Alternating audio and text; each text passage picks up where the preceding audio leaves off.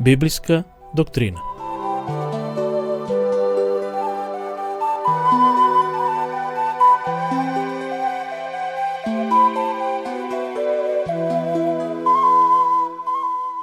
Ова тромесечие ќе проучаваме тематиката соединување на небото и земјата.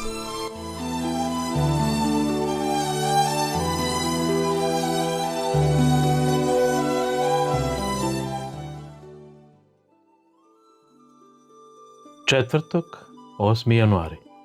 Силата на молитвата. За почеток ќе го читаме текстот од Колосјаните од 1 глава, од 9 до 12 стих. Затоа и ние, од оној ден, кога го чувме тоа, не прекратуваме да се молиме за вас и да просиме да се исполните со познавање на Неговата волја во секоја мудрост и духовно разбирање, така што да одите достојно за Господа и да му бидете угодни во се, за да бидете плодоносни во секое добро дело и за да растете во познавањето на Бога, зајакнувајќи со секаква сила, сообразно со силата на Неговата слава, за секаква непоколебливост и трпение, со радост да му благодарите на Бога, кој не оспособи за учество во наследството на светиите во светлината. Кои посебни барања ги наоѓате во таа молитва на Павле? Павле се моли да се исполните со познание на Неговата волја. Тој зборува за познавање на Божјата волја како за секоја мудрост и духовно разбирање. Читаме текст од Колосјаните 1 глава 9 стих. Затоа и ние, од оној ден кога го чувме тоа, не прекратуваме да се молиме за вас и да просиме да се исполните со познавање на Неговата волја во секоја мудрост и духовно разбирање. Мудроста доаѓа пред се преку целосна доверба во Бога. Подготвеност да ја твориме Неговата волја. Читаме текст од Евангелие по Јован, 7 глава, 17 стих.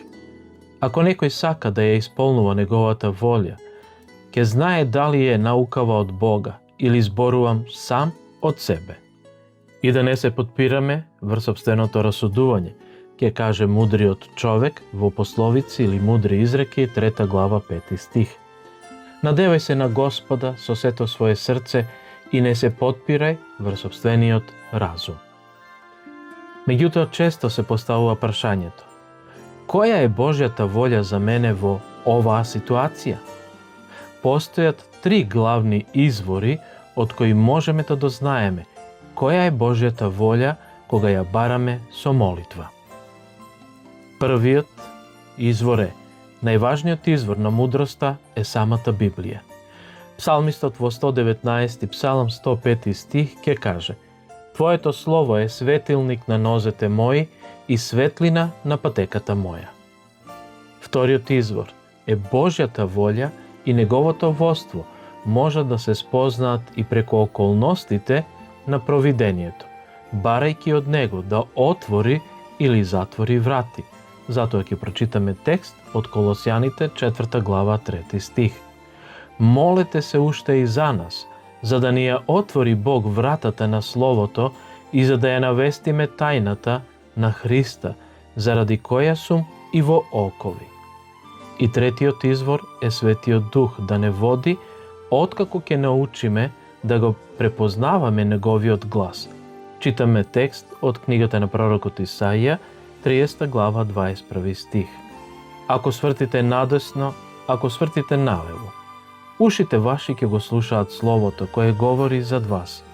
Ете го патот, врвете по него. Апостол Павле се моли колосјаните да живеат достојно за Бога. Читаме текст од Колосјаните 1 глава 10 стих. Така што да одите достојно за Господа и да му бидете угодни во се, за да бидете плодоносни во секое добро дело, за да растете во познавањето на Бога. Секако, никој од нас по природа не е достоен пред Бога, но тој во својата благодат не смета за достојни и не повикува да живееме во согласност со тој возвишен повик. Читаме неколку текстови. Првиот е во Ефесјаните 4 глава 1 стих. Затоа ве молам, јас, затвореник во Господа, да живеете достойно според звањето во кое сте повикани. Следниот текст е од 1 Солуњаните, 2 глава, 12 стих. Да живеете достойно за Бога, кој ве повикува во своето царство и слава. Павле го користи глаголот живее во заграда во некои преводи оди, уште 3 пати само во оваа писмо. И ќе ги читаме тие текстови. Првиот се наоѓа во Колосјаните 2 глава 6 стих. И така, како што го примивте Христа Исуса, Господа, така и да одете во Него. Вториот е во Колосјаните 3 глава 7 стих. Меѓу кои и вие некогаш одевте, кога живеевте во нив. И третиот е во Колосјаните 4 глава 5 стих. Постапувајте мудро кон одние, надворешните, ползувајќи го времето. Ова значи да се живее и постапува во согласно со Божиот закон. Читаме текст од 2 Мојсеева 18 глава 20 стих. Поучувај ги за законите и одредбите, покажувај им го патот по кој треба да одат, упатувај ги во дела што треба да ги вршат. А тоа е можно само преку дејствувањето на Светиот Дух. Читаме текст од книгата на пророкот Езекијел, 36 глава 27 стих. Ке го вложа мојот дух во вас внатре, за да одите по моите закони и за да ги пазите и вршите моите наредби. Исто така, Павле се моли и тие во заграда и ние да му угодуваат на Бога во се, во својот живот. А потоа наведува неколку начини како да се постигне тоа. Принесувајќи плод во секое добро дело. Читаме текст од Колосјаните 1 глава 9 и 10 стих. Затоа и ние од оној ден, кога го чувме тоа, не прекратуваме да се молиме за вас и да просиме да се исполните со познавање на Неговата волја, во секоја мудрост и духовно разбирање, така што да одите достојно за Господа и да му бидете угодни во се, за да бидете плодоносни во секое добро дело и за да растете во познавањето на Бога. Потоа, да растете во познанието на Бога, како што читавме во Колосјаните 1.10. И конечно, благодарејќи му на Бога, читаме од Колосјаните 1 глава 12 стих.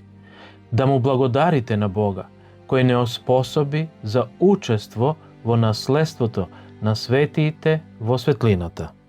Ако некој ве праша, како знаете дали Бог ве води во оваа или онаа насока? Што би одговориле и зошто?